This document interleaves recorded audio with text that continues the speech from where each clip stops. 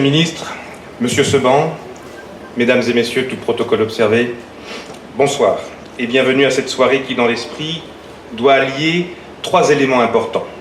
C'est d'abord la célébration de 10 ans de présence de Vatel à Maurice, c'est ensuite la traditionnelle remise des diplômes à nos étudiants diplômés au cours de cette année, c'est enfin la célébration de la présence de Vatel dans la région, raison pour laquelle cette soirée a comme thématique l'océan Indien et l'Afrique.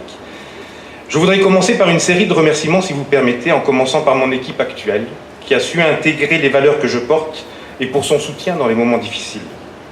Merci à tous, et en particulier à la femme qui m'inspire et me pousse à devenir la meilleure version de moi-même. Je ne dois pas oublier tous ceux qui sont passés par Vatel et dont certains sont présents ce soir et qui ont contribué positivement au développement de l'école. Ils sont nombreux à avoir apporté leur contribution et il est juste de la leur reconnaître. Au chapitre des remerciements, je dois absolument associer les personnes qui m'ont permis de développer Vatel dans la région. À Madagascar, Falieri et Ange Ramakavel. À La Réunion, Philippe et Ghislaine L'Huissier, maintenant accompagnés de Julien. Au Rwanda, Nicole Bamukunde et Paul Kayoboke. Et depuis l'année dernière, à Rodrigue, une équipe de jeunes Rodriguiers passionnés et particulièrement prometteurs qui m'aident à concrétiser un autre rêve. Au sein de ces 5 écoles que nous avons développées, nous avons près de 100 employés, plus de 700 étudiants qui doivent être associés à la réussite de Vatel dans cette région du monde. Je les remercie du fond du cœur. Mais plus que tout autre, je dois remercier M. Seban. Alain Seban, fondateur et président du groupe Vatel, qui m'a fait confiance et qui m'a accordé le privilège de mener le développement de Vatel dans cette partie du monde en m'octroyant une master franchise.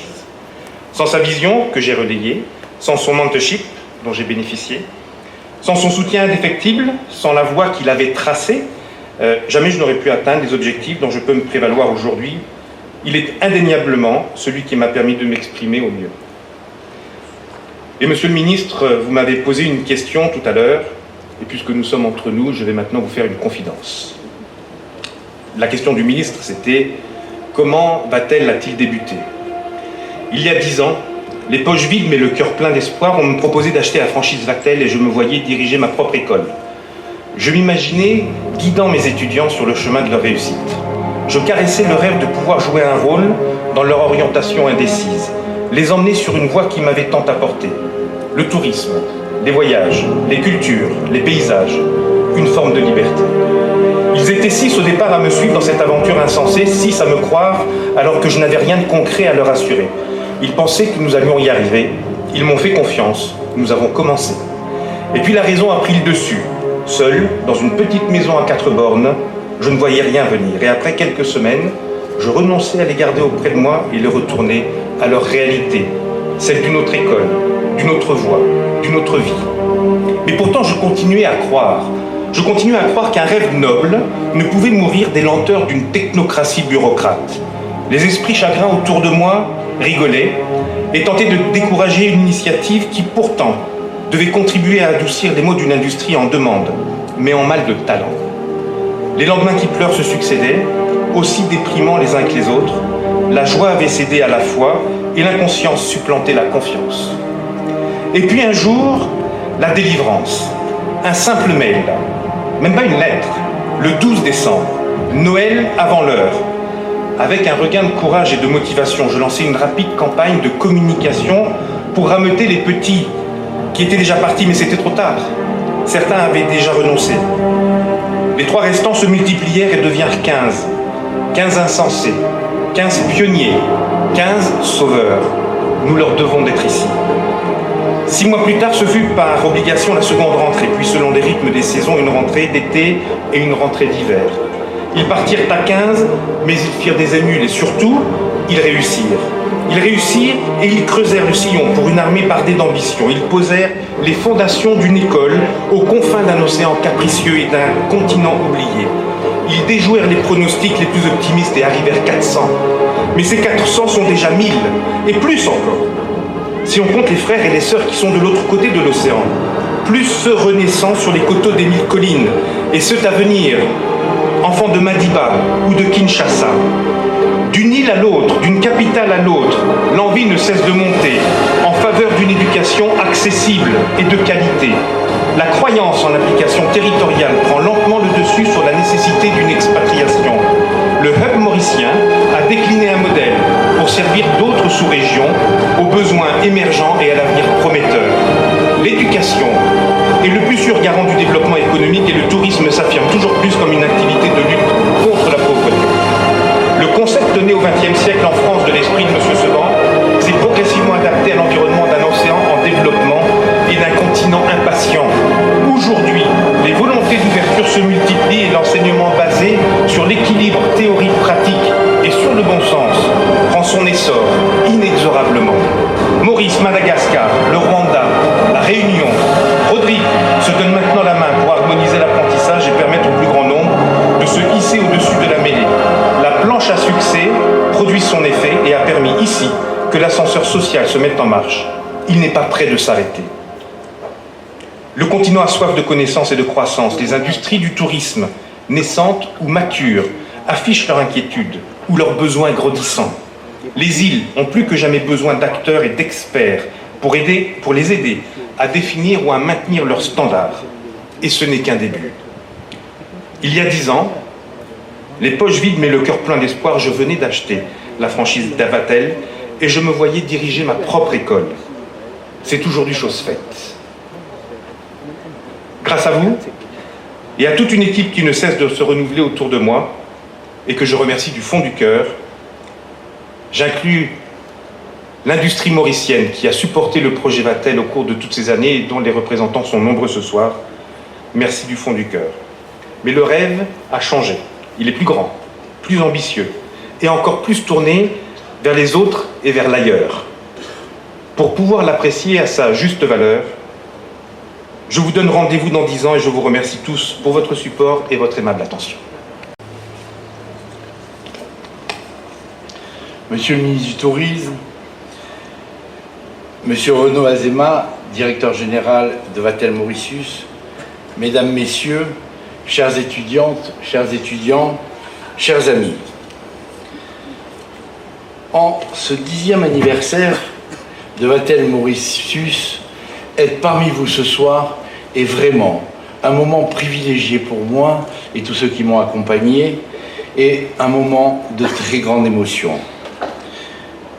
C'est en 2009 que l'école dans laquelle nous sommes réunis ce soir ouvrait ses portes.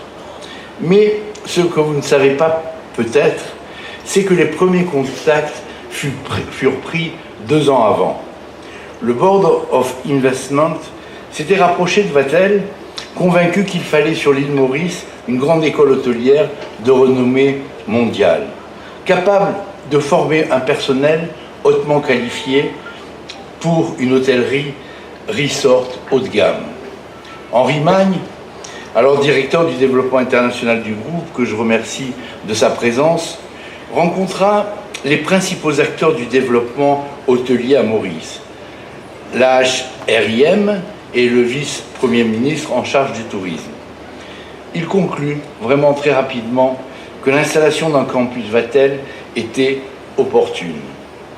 Dans le même temps, M. Azéma prenait contact avec Henri Magne et lui exposait son projet d'ouvrir une école hôtelière supérieure à Maurice.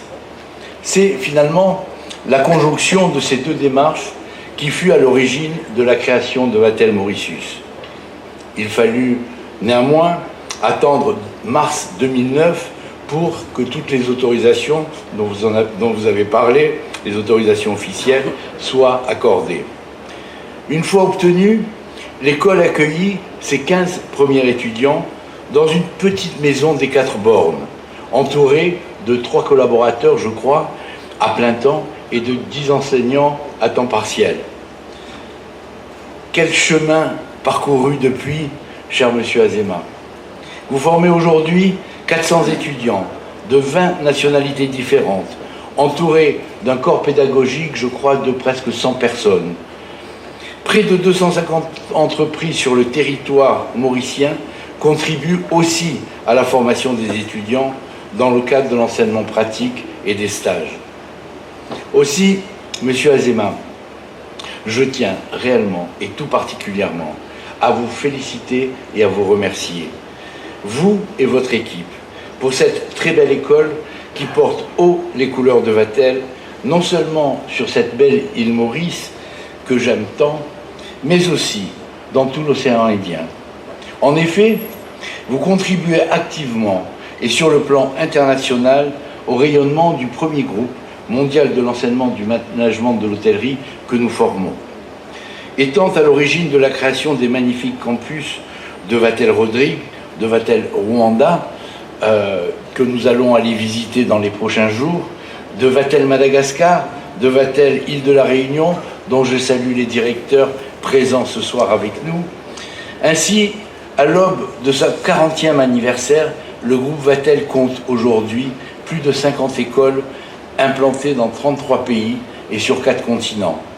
Cette démultiplication dans le monde, nous la devons à notre volonté farouche de remplir la mission que nous nous sommes assignée, préparer les jeunes générations à construire leur avenir dans le tourisme et l'hôtellerie internationale par-delà des frontières.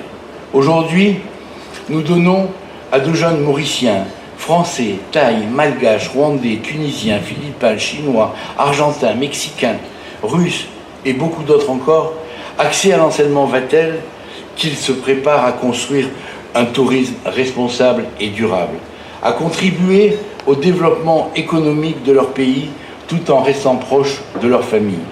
C'est cela, le développement du groupe Vatel, porter l'enseignement de l'art de recevoir à la française, là où les femmes et les hommes en ont besoin.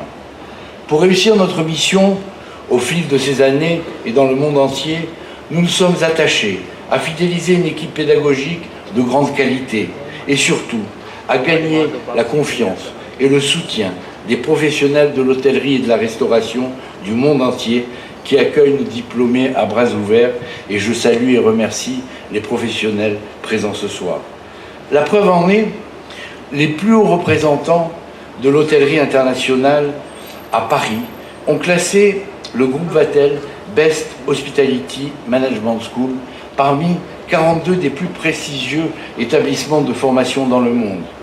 Bien sûr, c'est un honneur pour nous tous et nous en sommes très fiers. Cette distinction récompense bien sûr nos 50 écoles Vatel, nos 9000 étudiants, nos enseignants, nos collaborateurs, nos partenaires, mais surtout, nous la devons aux 35 000 Vatéliens, nos diplômés, dont la réussite professionnelle à travers le monde démontre la qualité et le bien fondé de notre enseignement. Et ce soir, ô combien je suis heureux de constater qu'ils sont nombreux. Ce soir, je suis heureux avec vous de souhaiter un très heureux anniversaire à vous étudiants aussi qui allez être diplômés, de nous avoir si bien accueillis à l'île Maurice, comme à chaque fois quand nous venons vous visiter. Et c'est vrai que je voudrais dire un mot pour les étudiants qui vont être diplômés, puisqu'ils vont être diplômés, et je n'aurai pas la parole après, mais je voudrais leur souhaiter, bien sûr, une bonne chance, une bonne réussite professionnelle, mais aussi réussite personnelle. C'est important, la réussite personnelle, autant que la réussite professionnelle. Soyez les ambassadeurs de Vatel à travers le monde, et vous rencontrerez d'autres Vatéliens dans vos voyages, et vraiment, je vous souhaite une bonne chance et beaucoup de réussite. Je voudrais souhaiter un très bel anniversaire à vous, enseignants et collaborateurs, qui les choyez, les entourez pour mieux les conduire vers les professions de l'hôtellerie internationale. Et bien sûr, à vous, cher monsieur Azéma, qui portez toujours plus loin et toujours plus haut les couleurs de Vatel. Bon anniversaire à Vatel Maurice et rendez-vous dans 10 ans pour votre 20e anniversaire. Monsieur Azéma, le CEO de Vatel Mauritius, Monsieur Alain Seban, président fondateur du groupe Vatel, les représentants du corps diplomatique, les membres de la presse locale, les étudiants de Vatel, distingués invités, mesdames et messieurs, bonsoir. Tout d'abord, permettez-moi de remercier la direction de Vatel Mauritius de m'avoir invité pour cette cérémonie de remise des diplômes et les 10 ans de présence de Vatel à Maurice. C'est ma première fonction officielle en tant que ministre du Tourisme. Et je dois dire que cela me fait énormément plaisir d'être parmi vous pour cette première activité, puisque vous représentez l'avenir de ce secteur et vous serez les piliers de la destination île Maurice dans quelque temps. Mesdames et messieurs, le tourisme est un phénomène en croissance rapide et les activités touristiques prises dans leur ensemble représentent une part importante de l'activité économique à travers le monde. Cette tendance à la hausse devrait se poursuivre à l'avenir. Il s'agit d'une industrie à forte intensité de main-d'œuvre dont le succès dépend des compétences, de l'ingéniosité, de l'engagement et de l'excellence de son personnel.